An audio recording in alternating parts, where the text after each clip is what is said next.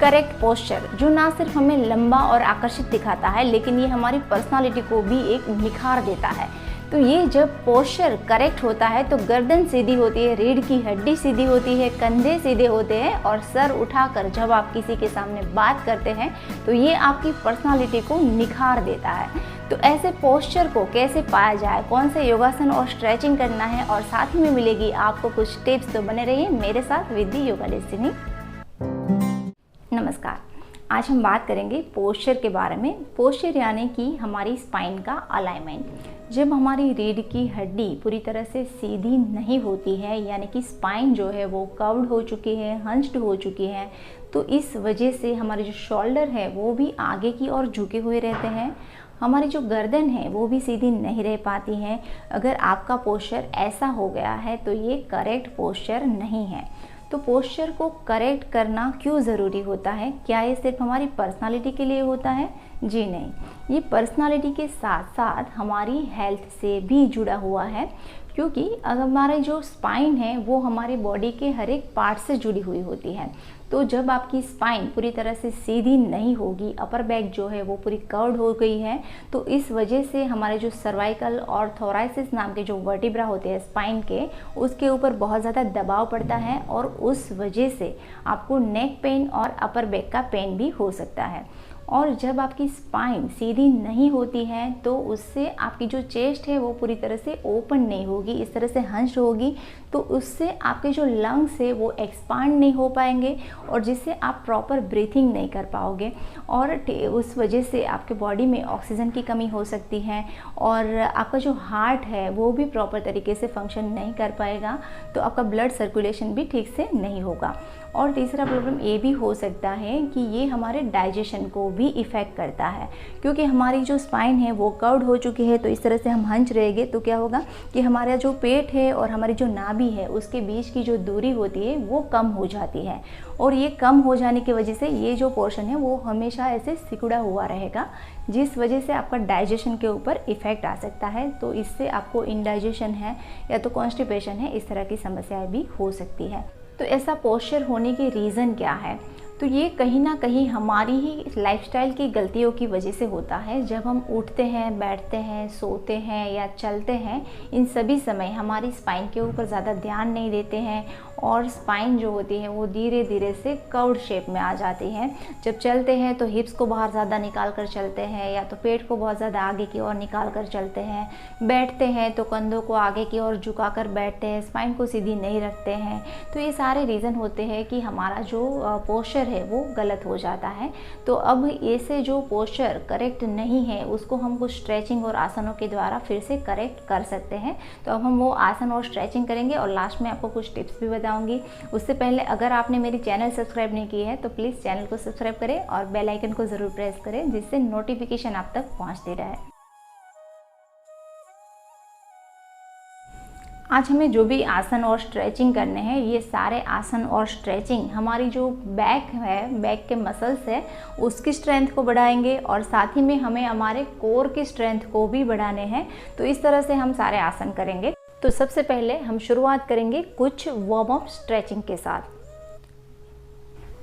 दोनों हाथों को इस तरह से शोल्डर लेवल पर खोल लेंगे। हाथ की जो हथेलियां हैं वो चेहरे की ओर रहेगी इस तरह से, और फिर शोल्डर को इसे पीछे की ओर पुश करते जाए और चेस्ट को ओपन करें।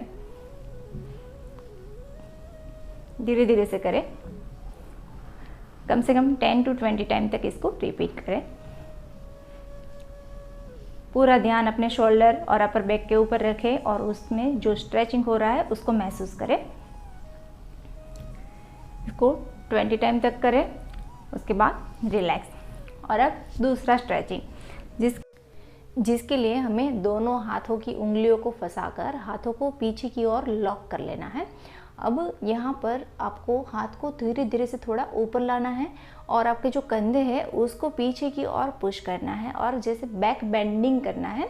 तो यहाँ पर इस तरह से आप पोज लेने हैं। आपके कंधे जो है वो पीछे की ओर स्ट्रेच होने चाहिए। आपकी जो चेस्ट है वो पूरी तरह से ओपन होगी, आपकी गर्दन भी पीछे की ओर मुड़ी हुई रहेगी। तो इस तरह से स्ट्रेच को करें, अपनी क्षमता के अनुसार यहाँ पर रुके और फिर आप इस पोज को रिलीज़ करें। अब नेक्स्ट स्ट्रेचिंग हम इस तरह से एक स्टिक के साथ करेंगे, या अगर आपके पास ऐसी स्टिक नहीं है तो आप पर्दे की रोड भी ले सकते हैं, या तो मतलब इस तरह से कोई भी स्ट्रेट रहने वाली चीज़ लेकर उससे आप ये अभ्यास कर सकते हैं। तो हाथों को पूरी तरह से सीधा रखेंगे और हाथ को धीरे धीरे से पीछे की ओर ले जाए। तो हाथ को आपको पूरा ही नीचे की ओर ले जाना है और जितना हो सकता है अपने दोनों हाथों को एल्बो से बेंड नहीं करना है, पूरी तरह से सीधा रखते हुए आगे और पीछे दोनों ही मूवमेंट करनी है। ये हमारे जो राउंड हो चुके शोल्डर है उसको भी फिर से स्ट्रेट बनाता है, अपर बैक को स्ट्रेंथ को बढ़ाता है, और जो हमारा पोस्चर अपर बैक का गलत हो चुका है उसको फिर से करेक्ट करता है। तो 10 to 20 टाइम इसका रिपीटेशन करें। अब हम नेक्स्ट आसन इस तरह से बैठ के करेंगे। तो आप चाहे तो सुखासन में बैठ सकते हैं या तो पद्मासन भी लगा सकते हैं। ये पूर्ण भुनमनासन है।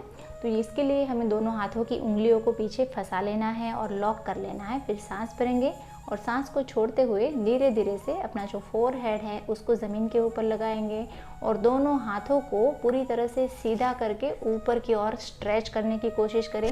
ये भी हमारे जो शोल्डर होते हैं, हमारी जो अपर बैक होती है उसमें बहुत ही अच्छा स्ट्रेच देता है। हमारी जो अपर बैक राउंड हो चुकी है उसको फिर से शेप में लाने में मदद करता है। तो इस आसन में आप अपनी क्षमता के अनुसार रुके, या तो 30 सेकंड तक होल्ड कर सकते हैं, 1 मिनट तक होल्ड कर सकते हैं, या चाहे तो आप 3 बार इसका रिपीटेशन भी कर सकते हैं और फिर सांस को भरते हुए ऊपर की ओर आ जाए और इस पोज को रिलीज कर दें। अब यहाँ से हम करेंगे विपरीत नमस्कार। तो उसके लिए सबसे पहले दोनों हाथों को नीचे नमस्कार मुद्रा में जोड़े, फिर उसको पलट लीजिए और आपके जो कंधे हैं उसको पूरी तरह से ओपन करें, चेस्ट को पूरी तरह से ओपन करें। आपकी जो दोनों एल्बो हैं उसको बाहर की ओर इस तरह से पुश करके रखें। तो ये आपकी जो शोल्डर है उसको फिर से बहुत ही अच्छा स्ट्रेच देता है और हमारी जो अपर बैक है जो राउंड हो चुकी है उसको भी फिर से ठीक करता है। तो इस पोज में अपनी क्षमता के अनुसार रुके, या 30 सेकेंड 1 मिनट तक भी इसको होल्ड करके रख सकते हैं और फिर इस पोज को रिलीज करते हैं। अब यहाँ से हमें करना है कैट काउ स्ट्रेच। तो दोनों पैरों को इस तरह से घुटनों के बल ले आए, पैरों के बीच में हिप लेवल जितना डिस्टेंस, और ब्रेस्ट और शोल्डर एक लाइन में रहेंगे। अब सांस को भरते हुए अपने गर्दन को ऊपर की ओर स्ट्रेच करें, लोअर बैक को नीचे की ओर पुश करें। सांस छोड़ते हुए चीन को चेस्ट से लगाएंगे और अपर बैक को पूरे राउंड शेप में ले आएंगे। तो इस तरह से जो कैट काउ स्ट्रेच है ये हमारी अपर बैक की स्ट्रेंथ को बढ़ाता है और ये पूरी बैक का अच्छे से स्ट्रेचिंग भी करता है। तो इस तरह की मूवमेंट आपको 8 to 10 टाइम करनी है। उसके बाद यहाँ से हमें अधोमुख स्वानासन करना है। तो जिससे लिए सबसे पहले हम पैरों की पोजीशन चेंज करेंगे। तो पैर को टोस के ऊपर ले आए, फिर अपने घुटनों को भी उठा लीजिए और इस तरह से पूरी स्पाइन का अच्छे से स्ट्रेचिंग करिए। ध्यान रहे यहाँ पर आपकी जो स्पाइन है वो पूरी तरह से सीधी होनी चाहिए। इस तरह से आपको ये स्ट्रेच करना है। ये वाला स्ट्रेच आपकी स्पाइन, शोल्डर और नेक इन तीनों ही मसल्स को अच्छे से स्ट्रेच करता है और इसकी स्ट्रेंथ को भी बढ़ाता है। ये अपर बैक के शेप को भी ठीक करता है और राउंड शेप के जो कंधे हो चुके हैं उसको भी ठीक करता है। तो अपनी क्षमता के अनुसार इस शेप में रुकें और अगर आप इस तरह से ये वाला पोज नहीं कर सकते तो आप इसका एक वेरिएशन पोज है जो मैं आपको दिखा रही हूँ। यहाँ पर आपको दोनों ही हाथों को पूरी तरह से सीधा करना है और यहाँ पर देखें तो आपकी जो स्पाइन है, हाथ है, ये पूरे ही एक लाइन में रहेंगे। इस तरह से इस पोज को आप कर सकते हैं। आप चाहे तो आपके जो हाथ है उसको वॉल के ऊपर भी लगाकर सपोर्ट से भी इस पोज को कर सकते हैं। अपनी क्षमता के अनुसार यहाँ पर रुके और फिर वापस से घुटनों के बल बैठ जाए। अब यहाँ से हमें प्लैंक पोज करना है। प्लैंक पोज करने के लिए इस तरह से घुटनों के बल बैठेंगे और फिर दोनों ही एल्बो के सपोर्ट से हम इस तरह से आगे की ओर झुकेंगे। दोनों एल्बो आपकी ऐसे होनी चाहिए कि शोल्डर और एल्बो दोनों एक लाइन में रहे। फिर सांस को भरे और अपने जो नी है उसको भी ऊपर की ओर उठा लीजिए और आपकी जो स्पाइन है वो पूरी तरह से सीधी रहे। इस तरह से इस पोजीशन में आ जाए। यहाँ पर आपका जो वेट है वो आपके कोर मसल्स के ऊपर ज़्यादा आएगा और आपका जो कोर होता है उसके ऊपर और भी ज़्यादा वाइब्रेशन जैसा भी आपको फील होगा। तो अपनी क्षमता के अनुसार यहाँ पर रुके और यहाँ कम से कम 30 सेकेंड होल्ड करने की कोशिश कीजिए। ये जो पोज है ये हमारे कोर मसल्स की स्ट्रेंथ को बढ़ाता है और ये कोर मसल्स की स्ट्रेंथ होगी तो आपकी बैक जो है उसके मसल्स भी स्ट्रांग बनेंगे। तो बहुत ही ज़रूरी है ये पोज। तो अपनी क्षमता के अनुसार यहाँ पर इस पोज को करें, या तो 3 बार रिपीटेशन भी कर सकते हैं। अब यहाँ से हमें करना है ग्लूट ब्रिजेस। तो पीठ के बल लेट जाएंगे, हाथों की हथेलियाँ ज़मीन से लगी रहेंगी, हील को हिप्स से नज़दीक रखेंगे, सांस भरेंगे, पेल्विक को ऊपर उठाएंगे और सांस को छोड़ते हुए पेल्विक को नीचे रखेंगे। तो इस तरह की जो ये मूवमेंट है ये आपको 10 to 20 टाइम तक रिपीट करनी है और इससे भी हमारे कोर मसल्स की जो स्ट्रेंथ है वो बढ़ेगी और कोर मसल स्ट्रॉन्ग होगा तो आपकी स्पाइन भी स्ट्रॉन्ग होगी। अब हम करेंगे धनुरासन।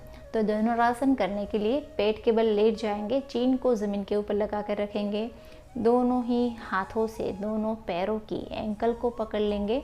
अब सांस को भरेंगे और सांस भर के सांस को रोक के रखेंगे और आपका जो अपर बैक है, आपके जो शोल्डर है, पहले उसको ऊपर की ओर खींचने की कोशिश करिए और फिर आपकी जो थाइस है उसको भी ऊपर उठाएंगे।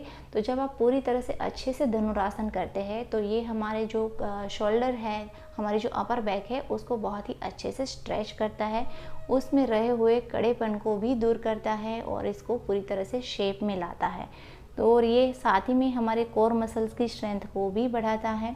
तो ये बहुत ही अच्छा पोज है, इसको भी आप अपनी क्षमता के अनुसार रुके और फिर सांस को छोड़ते हुए रिलीज़ कर दें। आप चाहे तो 3 बार इसका रिपीटेशन भी कर सकते हैं। और अब यहाँ से हम करेंगे चाइल्ड पोज। तो चाइल्ड पोज करने के लिए दोनों पैरों के अंगूठों को मिलाकर रखेंगे, सांस भरेंगे और सांस को छोड़ते हुए हाथों को पूरी तरह से आगे की ओर स्ट्रेच करके रखिए, स्पाइन को लंबा करें और आपका जो फोरहेड है उसको ज़मीन के ऊपर लगा लीजिए।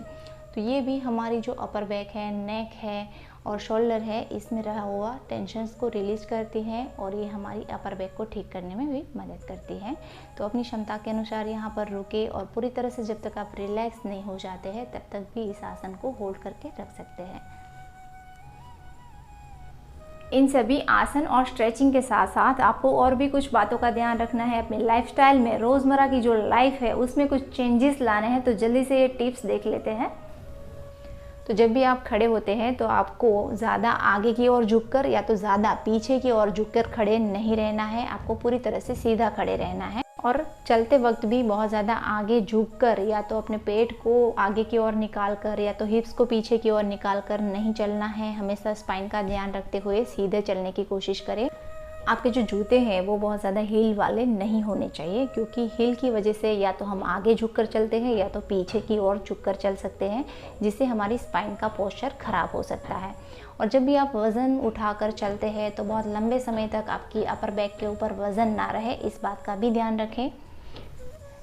जब भी आप बैठते हैं तो उस समय भी आपकी स्पाइन जो है वो पूरी तरह से सीधी रहे, इस बात का ध्यान रखें। उसमें किसी भी तरह का कर्व नहीं होना चाहिए। और अपने काम के बीच में हर आधे पौने घंटे के बाद अपनी अपर बैक और शोल्डर का थोड़ा बहुत स्ट्रेचिंग कर लिया कीजिए। और आपको अपनी काम की जगह से हर 1 या 1.5 घंटे के बाद अपनी जगह से उठना है और थोड़ा टहल लेना है, जिससे मसल में जो स्टिफनेस होती है वो रिलीज़ हो जाती है।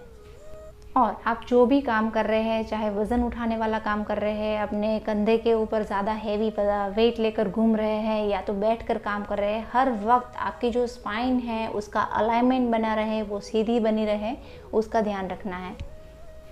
अब लास्ट में सोते वक्त भी आपको अपनी स्पाइन का पूरी तरह से ध्यान रखना है, ये पूरी तरह से सीधी रहे, इस तरह से आपको सोना है। आपकी स्पाइन टेढ़ी मेढ़ी नहीं होनी चाहिए, कर्व वाली नहीं होनी चाहिए। अगर इस तरह से आप स्पाइन रख के सोओगे तो ये आपके पोस्चर को तो ख़राब करेगा ही, लेकिन ये आपकी बैक पेन का भी रीज़न बन सकता है। इसी के साथ आज की इस वीडियो को हम यहीं पे ख़त्म करेंगे। और वीडियो से रिलेटेड आपकी कोई भी क्वेरी है, क्वेश्चन है, तो आप मुझे कमेंट कर सकते हैं। दोस्तों, पोस्चर जो है वो सिर्फ हमारी पर्सनालिटी के लिए नहीं होता है, ये हमारी हेल्थ के लिए भी बहुत ही ज़रूरी है। तो आप अपने पोस्चर को ठीक करें और हमेशा योग का अभ्यास करते रहें, हैप्पी रहें, हेल्दी रहें। और अगर आपने अभी तक चैनल सब्सक्राइब नहीं किया है तो प्लीज़ चैनल को सब्सक्राइब करें।